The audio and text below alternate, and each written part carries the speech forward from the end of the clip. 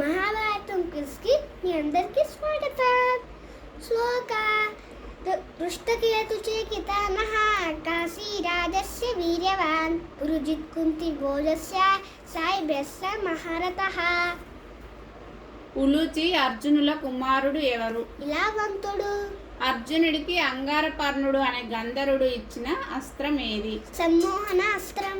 కురుక్షేత్ర యుద్ధం తర్వాత ధర్మరాజు చేసిన యాగం పేరేమిటి? అశ్వమేధ యాగం. కురుక్షేత్ర యుద్ధంలో మొదటి రోజే చనిపోయిన పాండవ సైనికుడు ఎవరు? ఉత్తరుడు.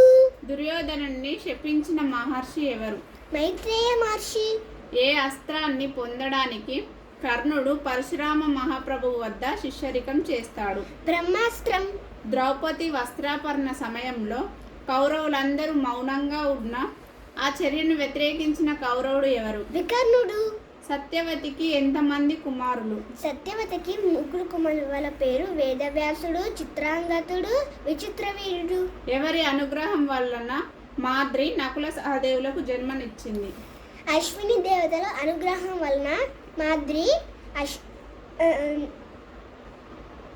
నకుల సహదేవులకు జన్మించింది. మహాభారతంలో శకుని పాత్ర ఏమిటి? దుర్యోధను ఆస్థానంలో పన్నాగాలు పనడం. అంబిక మరియు అంబాలిక భర్త ఎవరు? విచిత్రవీరుడు. మీకు కానీ నా వీడియో నచ్చితే please like, share and comment friends. Thank you. మా వీడియోస్ని బాగా చూడండి.